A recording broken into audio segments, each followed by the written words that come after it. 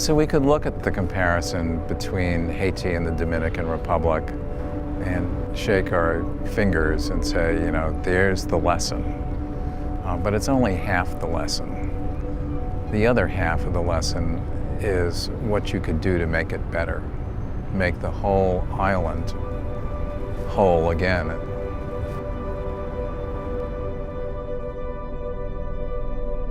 Los estudios han demostrado que se está consumiendo de 300 a 400 mil toneladas de carbón por año, lo que equivale a 8 veces los desperdicios en términos de árboles. La demande en charbon de bois, c'est surtout Port-au-Prince, c'est là qu'il y a une demande très très importante. Je nous connais en Haïti, 70% environ sous énergie, c'est charbon. Ils ont utilisé surtout pour manger en ménage. Mientras en Haití no haya mecanismo de distribución de otro combustible, indiscutiblemente que estarán usando carbón. Pero en la República Dominicana, como hay mayor cobertura forestal, es una fuente de ellos venir aquí a buscar carbón. Pero eso genera en la República Dominicana una presión, porque aquí entonces se ha ido generando un mercado y un tráfico ilegal en la frontera. Y el carbón es producido por haitianos aquí, pero comercializado por dominicanos allá.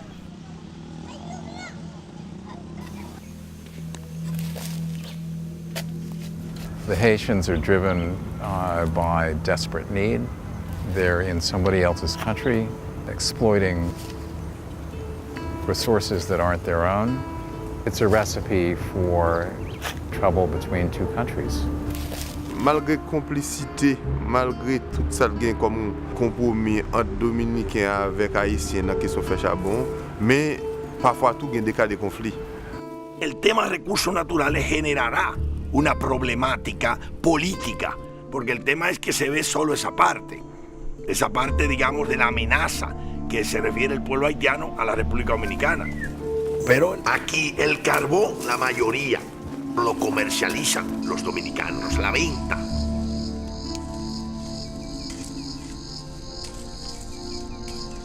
Les nous garder tout risque que mon yo prend pour arriver produire charbon. On a parlé des gens qui traversaient dans la nuit et allaient en République dominicaine. Parfois, on passait plusieurs nuits en dedans parc. Donc à comprendre, c'est des nécessités, c'est misère qui a expliqué que les gens prennent des risques aussi élevés pour faire des travaux comme ça. No, eso es un recurso económico de sobrevivencia. Percibo en la comunidad que el carbonero socialmente está en una escala muy baja y nadie lo hace a gusto, lo hace porque no tiene a qué otra cosa recurrir.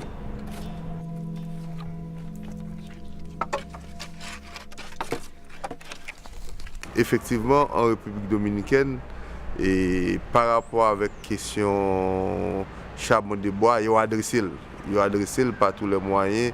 Premièrement, c'est faciliter la population dominicaine pour accéder à de l'autre sous-énergie qui est autre que charbon. Mais en Haïti, d'abord, nous n'avons pas de l'autre alternative. Nous avons regardé la situation misère fait que très souvent, c'est le premier investissement qui a une difficulté pour faire. Pour acheter un four, pour acheter tout ça qui est nécessaire pour utiliser de l'autre source d'énergie, comme propane par exemple.